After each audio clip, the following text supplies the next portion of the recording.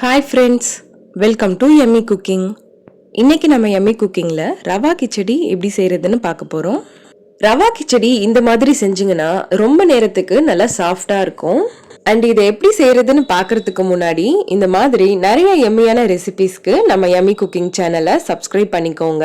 மறக்காம பெல் பட்டனை கிளிக் பண்ணிக்கோங்க. ரவா கிச்சடி செய்யறதுக்கு 1 கப் அளவுக்கு ரவை எடுத்துக்கோங்க.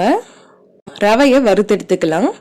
ஆல்ரெடி ரோஸ்டட் ரவாவா இருந்தாலும் இந்த மாதிரி வறுத்துட்டு செய்யும்போது தான் கிச்சடி நல்லா டேஸ்டா இருக்கும்.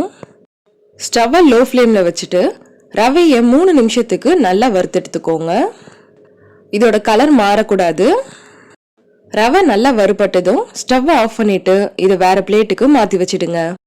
இப்போ கிச்சடி செய்யறதுக்கு ஸ்டார்ட் பண்ணிடலாம். ஒரு பேன்ல 2 டேபிள் ஸ்பூன் அளவுக்கு எண்ணெய் எடுத்துக்கோங்க. எண்ணெய் சூடானதும் இதுல 1/2 ஸ்பூன் அளவுக்கு கடுகு சேர்த்துக்கோங்க. கடுகு நல்லா பொரியட்டும். கடுகு நல்லா பொரிஞ்சதும் இதுல 1 ஸ்பூன் உளுத்தம்பருப்பு, 1 ஸ்பூன் கடலைப்பருப்பு சேர்த்துக்கோங்க. இப்போ இதை வறுத்து எடுத்துக்கோங்க. இது வறுபட்டு இதோட கலர் லைட்டா மாறினதும் இதுல 3 பச்சை மிளகாய் கட் பண்ணிட்டு சேர்த்துக்கோங்க. பச்சை மிளகாயை இந்த மாதிரி நடுவுல கட் பண்ணிட்டு சேர்த்துக்கோங்க.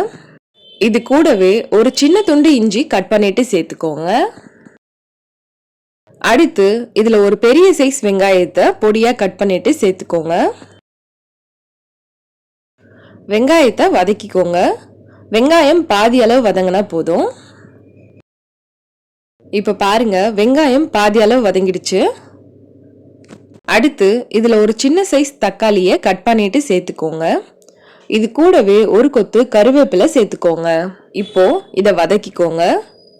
தக்காளியும் பாதி அளவு வதங்கினா போதும், ரொம்ப நேரம் வதக்க வேண்டாம். இப்போ பாருங்க, தக்காளி பாதி அளவு வதங்கிடுச்சு. அடுத்து இதுல காய்கறி எல்லாம் சேர்த்துடலாம். ஒரு கேரட்டை கட் பண்ணிட்டு சேர்த்துக்கோங்க. இது கூடவே 5 பீன்ஸை கட் பண்ணிட்டு சேர்த்துக்கோங்க. இப்போ இந்த காய் நல்லா வதங்கணும். இதுல தேவையான அளவுக்கு உப்பு சேர்த்துக்கோங்க. உப்பு சேர்த்துட்டு இதுல கொஞ்சமா மஞ்சள் தூள் சேர்த்துக்கோங்க. இது கூடவே ஒரு 10 முந்திரி பருப்பை சேர்த்துக்கோங்க. இப்போ இதை நல்லா மிக்ஸ் பண்ணி விட்டுட்டு ஸ்டவ்வை லோ ஃப்ளேம்ல வச்சுட்டு காயை நல்லா வேக வச்சு எடுத்துக்கலாம். இதை மூடி போட்டு லோ ஃப்ளேம்லயே 3 நிமிஷத்துக்கு இதை வேக வச்சு எடுத்துக்கோங்க. 3 நிமிஷம் ஆயிடுச்சு. இப்போ ஓபன் பண்ணிக்கோங்க. இப்போ பாருங்க, காயெல்லாம் முக்கால்வாசி நல்லா வெந்து வந்துடுச்சு. இப்போ இதுல தண்ணி சேர்த்துக்கோங்க. 1 கப் ரவைக்கு 3 கப் அளவுக்கு தண்ணி சேர்த்துக்கோங்க. தண்ணி சேர்த்துட்டு இதை நல்லா மிக்ஸ் பண்ணி விட்டுட்டு உப்பு கரெக்டா இருக்கான்னு செக் பண்ணிக்கோங்க. தண்ணி நல்லா கொதி வர வரைக்கும் இதை மூடி போட்டு வச்சிடுங்க. இப்போ பாருங்க, தண்ணி நல்லா கொதிக்க ஆரம்பிச்சிடுச்சு. இந்த ஸ்டேஜ்ல இதுல ரவையை ஆட் பண்ணிக்கோங்க. ரவையை ஆட் பண்ணும்போது இந்த மாதிரி மிக்ஸ் பண்ணி விட்டுட்டே ஆட் பண்ணிக்கோங்க. இல்லனா ரவை அங்கங்க கட்டி கட்டியா அப்படியே நின்னுடும். ஸ்டவ்வை மீடியம் ஃப்ளேம்ல வச்சுட்டு இதை நல்லா மிக்ஸ் பண்ணி விட்டுட்டே இருங்க.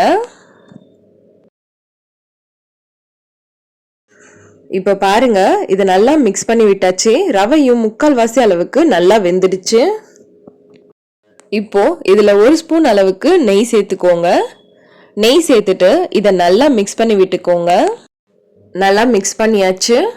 இப்போ ஸ்டவ்வை லோ ஃப்ளேம்ல வச்சுட்டு மூடி போட்டு 3 நிமிஷத்துக்கு இதை வேக விட்டுடுங்க.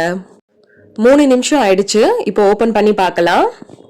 இப்போ பாருங்க, நம்ம ரவா கிச்சடி சூப்பரா ரெடி ஆயிடுச்சு.